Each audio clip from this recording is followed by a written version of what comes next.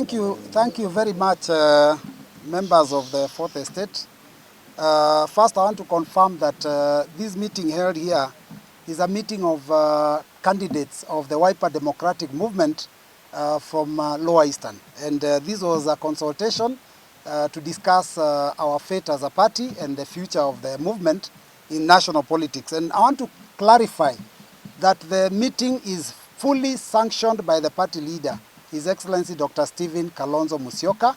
He's well aware that all of us are here, and he knows exactly the agendas that we are going to discuss, because it's not about him, it's not about any individual, it's about the party. Now, there are certain things we want to make clear, because you know what happens in our party is important to the country, considering that Wiper Democratic Movement currently is the third largest party in the country, and therefore everything that we do as a party is of interest to Kenyans. We have followers and members from across the country, and therefore anytime we want to make any decisions, we must ensure that all of them are clear about the direction that we are taking as a party. I want to say that there are a number of times when our party leader has made comments, and many are the times when people want to imagine that these are personal comments from the party leader. Today we are speaking without him so that we can make it clear that as a party we have structures and we can speak on behalf of the party just like the party leader does. Now, I want to talk about the issue of the presidential elections. As a party, we had a National Delegates Conference and the National Executive Council meeting, which endorsed our party leader to go and vie for the presidency. We did this knowing that there would be other opponents, but we did that in the understanding that every party that is worth its name in salt has to organize and ensure that they vie for political power.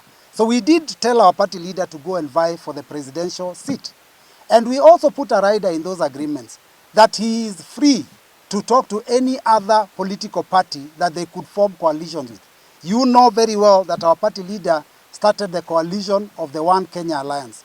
And later on, he decided to join the One Kenya Alliance, decided to join together with Azimio so that we formed the Azimio One Kenya political party.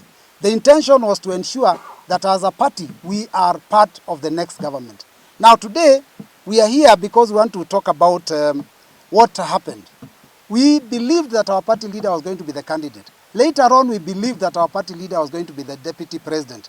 When that did not happen, as a party, and I want to make this clear, as a party, we positioned our party leader as a candidate for the elections so that we cannot be taken for a ride. So our party leader, as we are talking right now, his papers have gone to IEBC and he already has named a running mate. But what we have decided and we have discussed as leaders is that, you see, the country is greater also than Wiper itself. And that because we had already agreed to work under the Azimio One Kenya Alliance, that maybe it is time that we exhaust all the options that were available under the Azimio One Kenya Alliance, because there is a dispute resolution mechanism under that alliance. So we are asking our party leader that we do reconsider the possibility of having further discussions on this coalition arrangement. One of the reasons why we are disappointed and why we were disappointed and said we are going to go all the way to the ballot is because there was no structured discussion. There was no discussions about how political party positions would be shared. There was no discussion about positions. The only position we as a party had talked about was only the position of deputy president. So when a position was mentioned to us through the media, and we heard that we had been offered a position of cabinet secretary, I think that was called chief, we didn't understand what that means. And so we are saying as a party, we have a lot of discussions and people have talked a lot. The media has gone out there and put forward a long list of the things that the party was offered. We want to categorically state that none of those things that are being peddled in the media were ever presented to this party. So as a party, we are asking, if there are any offers, why don't you present them when we are discussing under the dispute resolution mechanism? Why don't you present them to us so that we can be able to make an informed decision? So what we are saying is that as a party, we were disappointed in the manner in which we were treated, but we are God-fearing people. These leaders are God-fearing leaders. Our leader is a God-fearing leader. And we know that it is possible that we can be able to work together. But what we are saying here is that we hope that the principals under the coalition of Azimio One Kenya can sit together and be able to put in paper, pen and paper, all those things that they wish that this party could be able to know, so that we can be able to advise our party leader accordingly, and so that we can make the next course of action.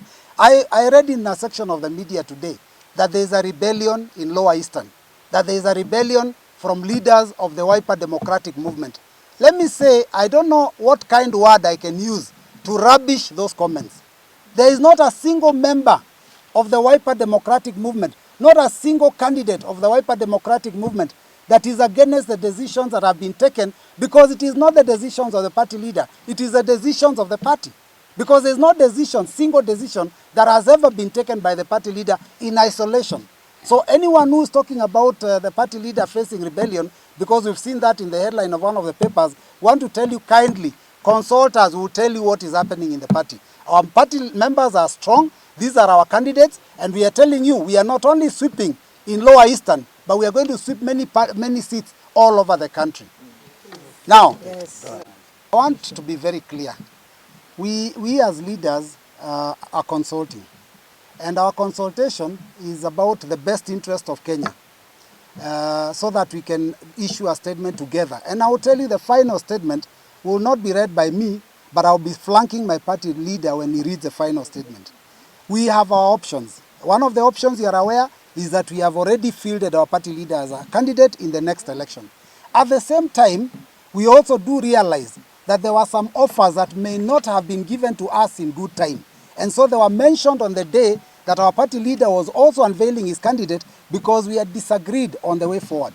So if there are any offers, we are asking, because there's still, I think the IEBC has given a final date for us to present our papers towards the end of this month. There's still a little window of opportunity for further discussions. And so we are asking the principals, and I'm very categorical, let them sit together with our party leader and discuss these matters, so that we can be able, as a party, to issue a final decision based on what will be on the table. Right now, already the offers that we are hearing are actually in the media, that I don't know how many kilometers of road, I don't know what percentage of government, all that we are reading in the media, we don't know. Our party leader has not received any document indicating what is the offer under One Kenya and Azimio arrangement. So that's what we are saying. We are saying that we want to be part of Kenya going into the next election, want to be part of the rest of the Kenyans, but we want a structured discussion. So the statement we are issuing, his party tweet, he knows what we have agreed. So he has not told you his deliberations? Since he was not in our meeting, we will still have a further discussion. But it is not about Uhuru, it is not about Raila, it is not about our party leader alone. It is about the millions of Kenyans. Probably my last question before I allow the others. I want to be clear that we all know that the position of President and Deputy are off the table under Azimio One Kenya Alliance. That we are aware. But what we are saying is that there could be other ways by which this party can participate fully in government, even outside those two positions.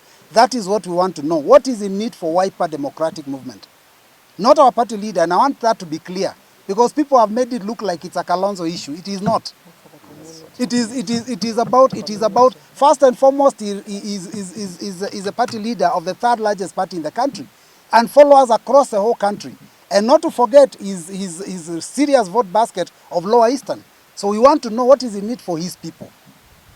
From the discussion, it appears like it's not close. It appears like there is a possibility that Wiper leader could be going back, and Wiper party to ask categorically. But did sign an agreement under Azimio One Kenya.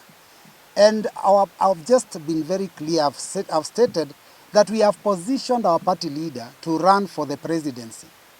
The reason we've done that is because there was a lot of opaqueness within the discussions and the agreements in that One Kenya Azimio arrangement. And so we are saying that all is not lost. If we can give some transparency and some openness and have some structured discussions, there's still an avenue for working together. And like I've said, it is not about me, it's not about our members, it's about the country. So we are looking at that, and now I'm saying that it is not our party leader saying. We are saying that on behalf of the party as party members and as party candidates. So there is an opening if there will be structured discussions and we know what is on the table for us. Can we, because I have spoken for so long and I've said all the resolutions, I don't know which other one you'd like me to say, because we've actually said it. We've actually said it. Yeah? That, you know, politics is dynamic. We don't have one answer for a question. We've already given you a statement. From that statement, if you have tapped it, you'll be able to know what the decision is. And our options still remain open. We are closing no options. Well done.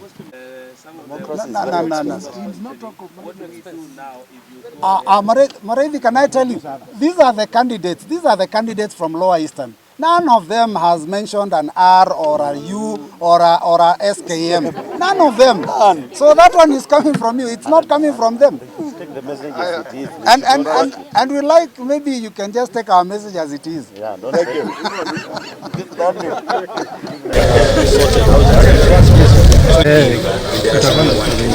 You know very well when we are saying that we are running as a president and then the drama. Now the deal is gone. If another deal can be made, we don't have Wiper who are ready to move with Honorable Kalonzo and they will achieve. And I can assure you, these members have a very and for the community. And what we are saying is that as a community is quite clear. And I'm running on Wiper ticket, and they want to very reasonable. We are very clear in our mind. Mama wenzangu, so far tumefikisha 350k kwa akaunti yetu ya chama. Tufanye aje na hizi pesa zetu? Naona tununue vitenge zinafanana. Vitenge. Hapana, tununue sufuria za non-stick. Sufuria. Tununueni kate. Kate. Ai, mama wenzangu, what tununue kaploti. Kuna watu wanauza plots na nyuki. Na nyuki? Hebu tuwapigie simu watupe uhondo. Hello. Thank you for calling Octaven. How may we assist you? Can we get a plot with 350,000 in Nanyuki? Yes, you can get a plot at the Great Oasis Gardens in Nanyuki today for as low as 349,000 shillings. There is inspiring possibility.